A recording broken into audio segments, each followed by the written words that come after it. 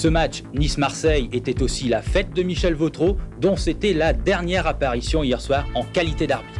En d'autres temps, on parlerait de tentative de corruption avant match, mais c'était là le couronnement d'une carrière. Et jusqu'au bout, Michel Vautreau fut impérial. Il est resté star et simple jusqu'au bout des doigts. Et le train de l'amitié pour Besançon l'attendait en gare de Nice. 600 supporters pour un arbitre du jamais vu. J'avais toujours considéré, peut-être que parce que j'avais joué moi-même, j'avais compris peut-être que le comportement, l'attitude vis-à-vis des joueurs, le respect que l'on devait avoir pour qu'on puisse soi-même être respecté, eh bien, elles étaient primordiales quand on exerçait la fonction d'arbitre. Robert Wurtz, Michel Vautreau et Joël Quignoux. Ces trois arbitres ont été parmi les meilleurs mondiaux dans les années 70 à 90. Ils ont porté haut les couleurs de l'arbitrage français dans les plus grandes compétitions internationales. Mais depuis la fin de leur carrière, leurs successeurs sont très loin de faire l'unanimité. Je critique beaucoup plus le mode de désignation des arbitres parce que c'est quasiment un système mafieux en France. Donc ça me gave parce qu'à l'arrivée, on se retrouve avec des gros nuls qui sont en plus parfaitement identifiés. Je suis capable de dire en voyant tel match habité par eux, de dire « Ah, ça va être la merde, il y a celui-là qui arbitre ». Dans ce 5e épisode de Sifflé, on s'intéresse aux arbitres français et on se pose une question. Pourquoi les arbitres français sont-ils si décriés ? Quand j'ai commencé à découvrir le foot après la Coupe du Monde 98, je suis rentré dans une frénésie, une espèce d'obsession. Je voulais tout lire, tout découvrir. J'ai rendu fou mes parents à force de passer le single d'I Will Survive qu'ils m'avaient offert pour mon anniversaire. À partir de là, un de mes grands plaisirs, c'était d'écouter les multiplex de la Ligue 1 à la radio. Rennes-Nice, Stéphane Beignet. 21 minutes avant la fin de la rencontre et c'est le Stade Rennais qui mène face à Nice 1-0, but marqué par Pierre-Yves André à la 54e minute. Cannes-Monaco, je ne sais comment. 20 minutes ici à Nîmes pour Cannes-Monaco et c'est Monaco qui mène 1-0, but inscrit par Laurent Viot à la 44e minute. Les journalistes mentionnaient le nom des arbitres de chaque rencontre. Et même si je ne faisais vraiment pas attention à eux à cette époque, je me rappelle de quelques-uns qui avaient des noms marrants. Il y avait Monsieur Fraise, Monsieur Bonichon. Bon, m'en veuillez pas, j'avais 11 ans. Le meilleur arbitre français de l'époque, c'était Gilles Vessière. Une gueule, un charisme, il était reconnu et respecté et avait notamment arbitré la finale de la Coupe UEFA en 2001. Il aura fallu attendre 20 ans pour qu'un Français soit désigné pour arbitrer une finale de Coupe d'Europe. En mai 2021, Clément Turpin arbitre la finale de l'Europa League entre Villarreal et Manchester United. Pendant ces 20 ans, les arbitres français ont souvent été dans la tourmente, comme l'expose le youtubeur à Max de Foot en septembre 2020. Bienvenue à vous si vous venez de rejoindre la chaîne. Pour parler de ce mal récurrent dans notre pays, la France, c'est le niveau inquiétant de nos arbitres. Un constat alarmant qui s'est répandu jusque sur la scène internationale, où les arbitres français sont tout simplement exclus. Pour autant, les raisons liées à cette mascarade ne sont pas uniquement liées aux erreurs d'arbitrage. C'est plutôt l'image désastreuse véhiculée par nos arbitres français. Trop inflexibles, abus d'autorité, refus de dialoguer, un langage corporel parfois trop agressif. C'est pas parce que t'es l'arbitre que tu dois prendre les joueurs de haut, que tu dois les parler comme si c'était des enfants de primaire. Et c'est vrai que parfois les arbitres ont donné une image désastreuse. En 2014, l'arbitre Nicolas Rainville expulse l'attaquant du PSG Edinson Cavani après une célébration jugée agressive. Et en 2018, c'est Tony Chaperon qui tacle le Nantais Diego Costa. On n'avait jamais vu ça. La faute de Carlos, totalement involontaire, voilà. Chaperon vient se prendre dans les pieds de Diego Carlos, tente de le tacler. Ça, c'est extraordinaire. Il a craqué. Non, il a complètement craqué. Le coup de pied de M. Chaperon prouve qu'il a bien cru que c'était un croc en jambe volontaire. Ça, c'est bon. Ça, c'est bon. Alors, c'est quoi le problème avec les arbitres français ? J'ai posé la question à Thibault Leplat, journaliste, professeur de philosophie et auteur du livre Football à la française, publié en 2016. On confond autorité et autoritarisme. C'est-à-dire que l'autorité, c'est pas vous, c'est pas toi qui la détient. L'autorité, ce sont les autres qui te la donnent. Tes élèves, tes enfants, tes joueurs. Ça n'a aucun pouvoir. L'autorité, c'est pas du pouvoir. L'autorité, c'est un sentiment. Ça veut dire augmenter en latin. C'est quelque chose vraiment. L'autorité, c'est la décision qui va être augmentée d'un certain prestige, mais symbolique, qui n'est pas forcément lié à ta fonction. C'est ça l'autorité. L'autoritarisme, c'est le contraire. C'est faire preuve d'abus de pouvoir pour compenser une absence d'autorité. Et moi, je pense qu'effectivement, l'un des problèmes de nos arbitres, c'est que souvent, ils font preuve d'autoritarisme simplement du fait qu'eux-mêmes se sentent dans une situation de fragilité. Et ils compensent en surjouant l'autorité, et tu verras souvent, ils ont un peu le même look. Ils se font généralement des looks un peu de gendarmes. Ils se rasent la tête, ils font des espèces d'allures un peu presque comiques. Hein, c'est assez grotesque. Alors, je dis pas tous, tu vois, mais j'ai le sentiment qu'il y a un manque de confiance. Et on le voit, en fait. C'est ce qui, du coup, peut-être agace d'autant plus les joueurs, le public. Beaucoup d'arbitres sont effectivement d'anciens policiers ou gendarmes. Par exemple, l'actuel président des arbitres français, Pascal Garibian, a été officier de police et porte-parole de la Direction générale de la police nationale. Bruno Derrien, ancien arbitre de Ligue 1 de 1996 à 2005, témoigne du penchant des arbitres français pour l'autorité dans À bas l'arbitre, publié en 2009. Extrait d'À bas l'arbitre de Bruno Derrien. Pour réussir dans l'arbitrage, il ne faut surtout pas être en phase avec les idées réformatrices ou progressistes. L'arbitrage est un milieu où les notions d'autorité, de discipline et de pouvoir transpirent. Tous ceux qui ne partagent pas ces options-là souffrent. Ce n'est pas seulement un cliché, les arbitres penchent à droite. Gilles Vessière a été élu sur la liste UMP de Christian Estrosi à la mairie de Nice en mars 2008. Philippe Calt était conseiller municipal d'hiver droite à la mairie de Colmar. Bertrand Layec est un UMP bon teint. Nous avons eu quelques débats acharnés.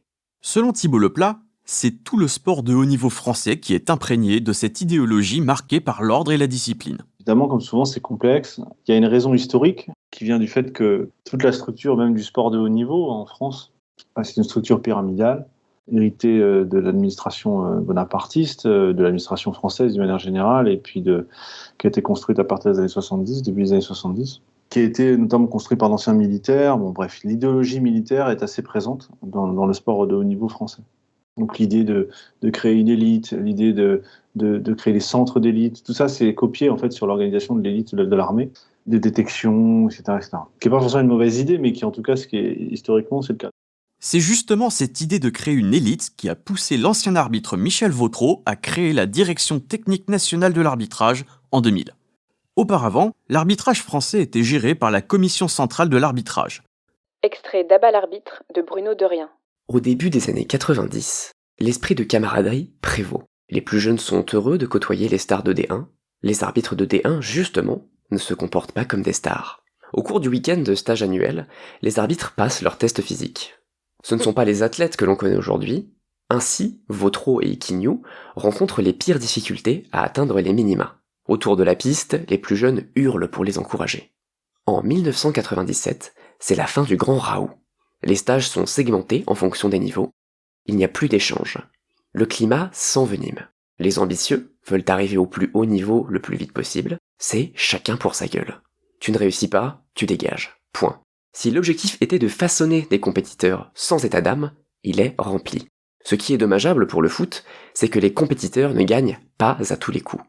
Olivier Lamarre, actuel président du SAF, le syndicat des arbitres de football d'élite, a été arbitre fédéral de 1995 à 2009. Il a vécu cette évolution en temps réel pendant sa carrière. Alors, il y a une évolution évidente des exigences physiques en ces 20 dernières années pour les arbitres de la fédération, de manière générale, et en particulier pour les arbitres qui vont arbitrer les championnats de Ligue 1 et de Ligue 2. Moi, je les ai vécus à titre personnel. J'ai vu l'évolution, l'arrivée d'un préparateur physique, l'arrivée de méthodes d'entraînement différentes, l'arrivée d'exigences différentes et l'arrivée de tests qui en effet se sont complexifiés. Avant, on faisait ce qu'on appelait dans nos districts et dans nos lignes des tests de Cooper. On tournait autour d'un stade pendant 12 minutes et puis il fallait faire une distance minimale. On était de bons semi-marathoniens et cette évolution nous a conduit à faire plus de fractionnés, plus de présence, d'être plus présent pour répondre aux attentes, finalement d'être là, bien situé pour prendre la meilleure décision possible. L'entraînement physique pour répondre aux exigences d'un football de plus en plus rapide, soit. Mais l'ancien arbitre de Ligue 1, Tony Chaperon, déplore l'hégémonie des tests physiques dans son ouvrage Enfin libre, publié en 2018. Extrait d'Enfin libre de Tony Chaperon. Il faut dire que l'essentiel de la formation d'arbitre repose sur le tout physique. La limite d'âge, autrefois fixée à 45 ans ayant été supprimée, on a trouvé un moyen de dissuader les plus anciens de continuer en instaurant des tests physiques réguliers et de plus en plus éprouvants. Le dernier test en date, le yo-yo test, consiste à effectuer des navettes de 2 fois 20 mètres avec un demi-tour et un temps de récupération de 10 secondes. Cet exercice est progressif et monte d'1 km par heure, palier par palier. Une montée en puissance qui met à rude épreuve les adducteurs et les mollets, mais qui vous fait aussi hausser très fort le rythme cardiaque pour ne quasiment plus redescendre. Un test éprouvant et dangereux qui un jour se terminera par un drame. Dans ces conditions, l'entraînement quotidien est une exigence sans quoi la réussite au test est impossible. Dès lors, les arbitres ne s'entraînent plus pour les matchs. Ils s'entraînent pour réussir leurs tests. Pour le dire succinctement, l'idée du football français en général et de l'arbitrage en particulier, c'est de former d'abord des athlètes avant de former des joueurs ou des arbitres. Et selon Thibaut Leplat, cette mentalité découle des structures mêmes du sport français. Il y a cette idée que c'est le physique qui va permettre d'évaluer un certain nombre de compétences. Mais il y a aussi une deuxième idée qui est à mon avis plus philosophique, qui est liée à le souci de distinguer des candidats entre eux de manière la plus, entre guillemets, juste possible, la plus équitable possible, à travers des critères objectifs clairs. Tout ça avec des guillemets, évidemment. À savoir, c'est beaucoup plus facile, rapide, de choisir des candidats à partir d'un test Cooper qu'à partir de leur capacité d'interprétation de la loi. C'est pas l'épreuve en elle-même qui compte, c'est surtout le fait de pouvoir les distinguer. Le test physique a pris de l'ampleur parce qu'il est supposé en fait le plus objectif possible. Ensuite, c'est une idée qui est discutable évidemment, parce que le temps qu'on passe à mettre des gens sur une ligne de départ, on ne le passe pas à examiner le sens des règlements, leur capacité d'analyse, leur capacité de nuance chez les arbitres, leur capacité interprétative. Donc c'est à mon avis le problème, et qui est à peu près le même problème que dans le football de manière générale, c'est-à-dire qu'on consacre beaucoup de temps au physique parce que c'est plus simple à évaluer. C'est plus simple, c'est plus rapide. Est-ce que c'est plus pertinent ? On a tendance à se poser la question.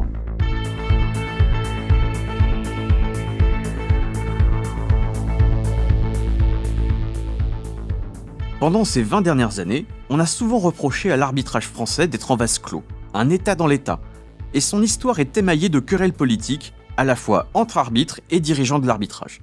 En 2014, le documentaire Enquête de foot, produit et diffusé par Canal+, revenait sur la crise de l'arbitrage français lors des années 2000. Durant notre enquête, nous avons découvert un arbitrage français rongé de l'intérieur par une décennie de conflits. Oui, l'arbitrage français est une pétaudière aujourd'hui. Il y a autant de clans, autant de courants qu'au Parti Socialiste. C'est la guerre. 10 ans où c'est plus le clientélisme, le copinage qui ont prévalu. Jusqu'en octobre 1998, c'est Joël Quignou et Michel Vautreau qui sont à la tête de la commission centrale de l'arbitrage. Fin 1998, Joël Quignou est de plus en plus contesté en interne. Lors d'un rassemblement des arbitres en octobre, les officiels de Ligue 1 et de Ligue 2 organisent un vote dans son dos. Il s'agit tout simplement d'un putsch des arbitres envers l'un de leurs dirigeants, et cet événement marque le point de départ de plus d'une décennie de querelles intestines. Bruno Derrien évoque ce moment dans son livre « À bas l'arbitre ». Extrait d'À bas l'arbitre de Bruno Derrien. Les dirigeants de la fédération portent une très lourde responsabilité dans cette affaire. Jusqu'ici, il était arrivé aux arbitres de grogner. Quand c'était pour se plaindre de la violence, quand l'un des leurs avait été molesté plus que de raison, le pouvoir se montrait compatissant. Mais il ne tolérait pas, en revanche, que son autorité soit remise en cause. En donnant son blanc-seing à la rébellion des arbitres, le président de la fédération, Claude Simonet, a commis une erreur stratégique énorme. C'est parce qu'ils ont eu la tête de Quignou que les arbitres ont eu celle de Vautreau. Avant 1998, les arbitres respectaient leur patron. Depuis, ils lui accordent leur soutien ou demandent sa tête. Or, l'arbitrage a besoin d'un patron incontestable et incontesté pour avancer. Une fois seul aux commandes de l'arbitrage français, Michel Vautreau crée une structure technique dédiée exclusivement à l'arbitrage français d'élite, la Direction technique nationale de l'arbitrage. Sauf qu'en voulant favoriser l'apparition d'un arbitrage d'élite, il ne fait qu'attiser la compétition et donc les ressentiments entre les arbitres.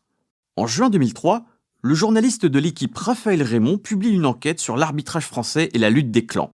Furieux, Michel Vautreau réplique dans le même journal en révélant une affaire explosive, l'affaire Pettinato. Xavier Pettinato est le fils d'un dirigeant corse de l'arbitrage qui prétend avoir été chef de cabinet de Nicolas Sarkozy et de Gilles de Robien. Fasciné par les arbitres, il se rapproche de plusieurs d'entre eux, commence à être influent dans le milieu, jusqu'à leur proposer des téléphones portables à des prix défiant toute concurrence. Michel Vautreau portera plainte pour escroquerie et Pettinato, lui, sera condamné dans une autre affaire d'escroquerie en 2006. En juillet 2003, l'ambiance lors du stage de début de saison est explosive. Extrait d'À bas l'arbitre de Bruno Derrien. Claude Simonet, le président de la fédération, assiste également à ce règlement de compte. Il est stupéfait. Les arbitres l'interpellent sur le cas Vautreau. Plutôt que de défendre son directeur national de l'arbitrage, il botte en touche. Le manque d'intelligence, de charisme et de clairvoyance des responsables de l'arbitrage français, le favoritisme éhonté qu'ils ont parfois pratiqué au mépris de l'équité, bref, leur totale incompétence a conduit l'arbitrage français dans le mur. Claude Simonet, puis Jean-Pierre Escalette à partir de 2005, ne se sont jamais conduits en patron. Poussé à la démission en 2004, Michel Vautreau est remplacé par Marc Batta, seul représentant français pendant la Coupe du Monde 98. La crise institutionnelle de l'arbitrage ne fera que s'aggraver, comme l'explique le reportage d'Enquête de foot pour Canal+. Batta, lui, a compris qu'il avait intérêt à faire le vide autour de lui pour durer. Ceux qui sont prêts à le servir sans broncher sont les bienvenus. Les autres, tous les autres, sont priés de prendre la porte. Les rares qui acceptent de témoigner sont ceux qui ont pris du recul avec l'arbitrage, comme cet ancien président du syndicat des arbitres, sans concession avec l'ère Batta. Je pense que Marc Batta n'avait pas de garde-fou. On lui donne les pleins pouvoirs sans contrepartie. On avait un bateau qui prenait l'eau, on essayait de mettre un petit peu des rustines à droite à gauche. Si véritablement il avait œuvré pour l'arbitrage, plutôt que d'œuvrer pour lui-même avant tout, l'arbitrage français aurait peut-être progressé davantage. Un autre se permet de dénoncer publiquement la méthode Batta. Frédéric Arnaud, arbitre assistant au Mondial 2002, estime qu'elle a nui à la qualité de l'arbitrage. De 2005 à 2007-2008, tous les arbitres et arbitres assistants internationaux qui ont arrêté leur carrière, aucun n'est rentré dans l'encadrement de l'arbitrage sous la précédente direction. Ça interpelle personne ? Sous la présidence Batta, les arbitres se replient sur eux-mêmes, boudent les médias et deviennent les boucs émissaires favoris des émissions de football en France. Et sur les terrains internationaux, les Français font pâle figure. Pour l'Euro 2008, aucun arbitre français n'est convoqué, une grande première. Seul Stéphane Lannoy représente la France lors du Mondial 2010 et de l'Euro 2012, où il officie pour la demi-finale Italie-Allemagne. En 2013, Noël Le Graët est élu président de la Fédération française de football et demande au président de la Ligue de Méditerranée, Éric Borghini, de refonder complètement l'arbitrage. C'est désormais l'ancien arbitre Pascal Garibian qui chapeaute l'arbitrage français avec l'objectif de le pacifier. Malgré l'absence d'arbitre français lors du Mondial 2014, Clément Turpin et Rudy Buquet ont été sélectionnés pour les Euros 2016 et 2020 et pour le Mondial 2018.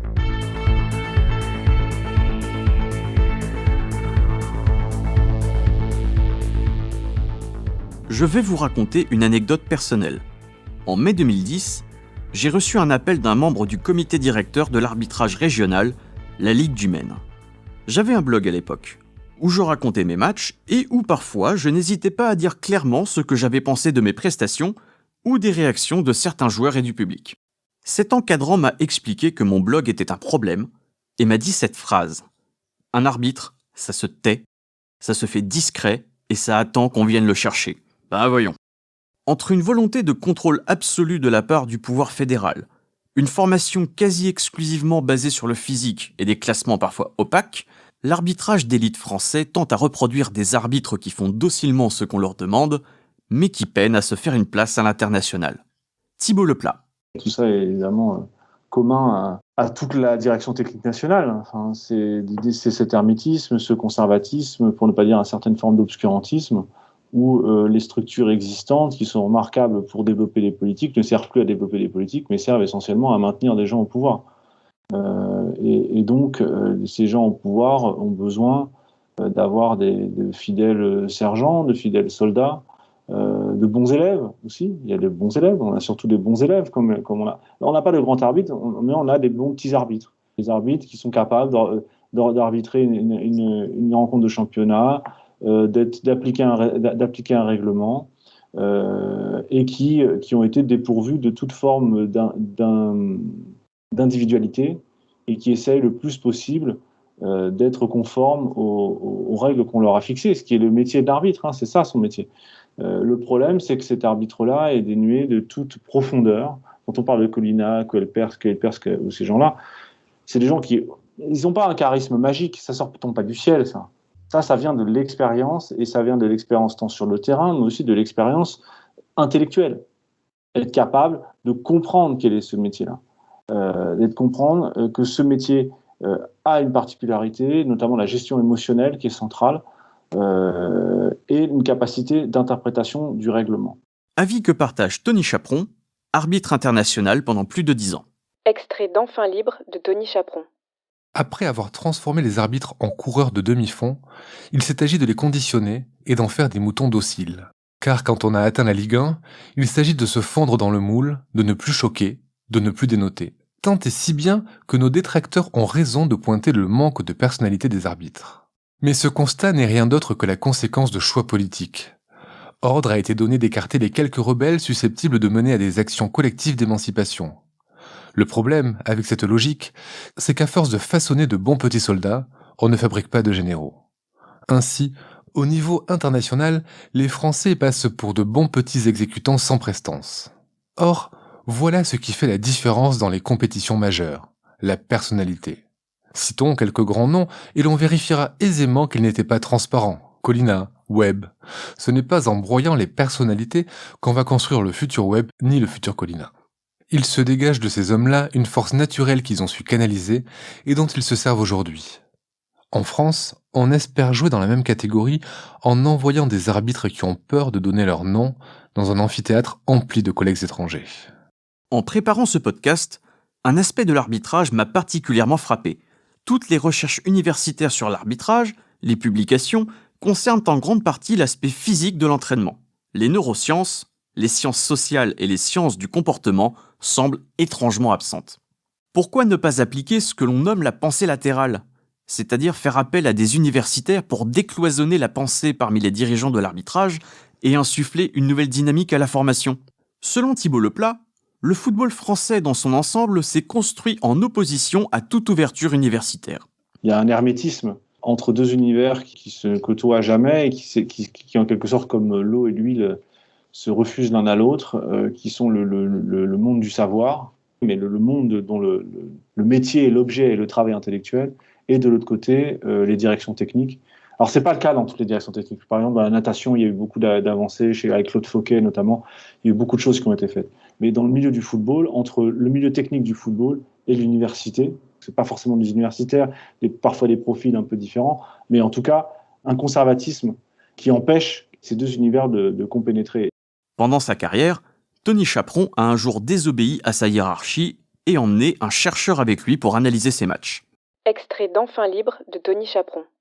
Augmenter nos capacités d'analyse est un autre levier pour l'amélioration du niveau d'ensemble. Pour ce faire, il ne faut pas hésiter à solliciter des avis extérieurs. J'ai le souvenir d'un PSG Montpellier où j'avais convié un chercheur de l'École normale supérieure de Lyon. À notre rentrée à l'hôtel après le match, il était venu partager ses notes prises pendant la rencontre, une heure très riche à décrypter les images du match. Il avait identifié 3 moments clés que l'observateur habituel n'avait même pas remarqués et qui avaient eu un impact direct sur ma gestion de l'événement et ma relation aux joueurs. Ce recours à des personnes issues de l'université constitue aussi une piste de progrès pour l'arbitrage. Il y a en France un réseau de chercheurs de très haut niveau qui ne demandent qu'à mettre en pratique les résultats de leurs travaux. Cette ouverture vers un monde où l'on réfléchit ne ferait assurément de mal à personne, encore faut-il ne pas avoir peur de découvrir ses propres limites. À force de considérer que seuls les arbitres ont les solutions pour régler leurs problèmes, le système s'est sclérosé et n'apporte pas de vision élargie de la profession. Thibault Leplat. Et effectivement, Tony Chaperon le dit comme ça. Alors, certainement, il le dit, c'est un peu pour le plaisir de la formule aussi. Il n'en a pas plus appris, certainement, mais en tout cas, il a eu le sentiment à ce moment-là d'une ouverture qui lui a fait grand bien et qui lui a fait donc regretter de ne pas avoir un cursus plus ouvert sur le monde du savoir. Mais c'est le principe du savoir, c'est-à-dire qu'au moment où on ouvre cette porte, tout à coup, un continent s'ouvre. Donc c'est sûr que le football français, que ce soit l'arbitrage aussi, gagnerait à s'ouvrir au savoir. Mais encore faut-il avoir envie. Vous savez, vous ne pouvez pas obliger les gens à réfléchir. On ne peut pas obliger les gens à penser. C'est quelque chose qu'on ne peut pas maîtriser. Donc il faut que ces gens-là, d'abord, aient le désir de penser. Et le désir, se sentir qu'ils ont besoin d'avoir des ressources, des ressources de gens un peu à l'extérieur qui vont leur donner, leur faire partager avec eux les résultats, les recherches des sciences sociales, des sciences humaines, des sciences physiques, qui leur permettront d'aller plus loin dans leur travail. Mais c'est déjà le cas dans certaines disciplines. Il y a des laboratoires de STAPS qui travaillent avec certaines écoles. Je pense au centre de formation de Lorient, je pense à Rennes. Après, le monde du foot est très hermétique, pour ne pas dire allergique, à toute immixtion de l'intellectuel dans le travail pratique. Et c'est dommage, parce que ça permettrait à l'arbitrage français de vraiment progresser. Mais en parallèle, le public français est aussi en demande d'une plus grande transparence de la part des arbitres. Une demande revient sans cesse depuis 20 ans, équiper les arbitres de micros pour que l'on puisse les entendre en direct et voir comment ils réagissent face aux joueurs. Malheureusement, à l'heure où je vous parle, la FIFA l'interdit catégoriquement, même si tous les acteurs du football français, dirigeants comme arbitres, souhaitent que la législation évolue dans ce sens. Je crois personnellement que les arbitres français ne sont pas plus stupides ou moins doués que les autres. Ils s'inscrivent dans une structure qui, paradoxalement, les empêche d'embrasser leur pleine personnalité et de s'en servir pour améliorer leur niveau. J'espère sincèrement que l'on verra une grande évolution pendant les années à venir.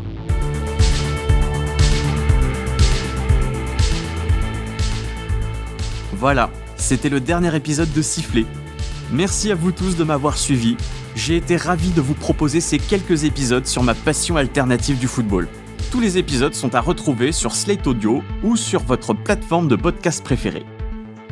Sifflet, un podcast de Damien Jodot produit et réalisé par Slate.fr sous la direction de Christophe Caron et Benjamin Septem-Ours avec Aurélie Rodriguez.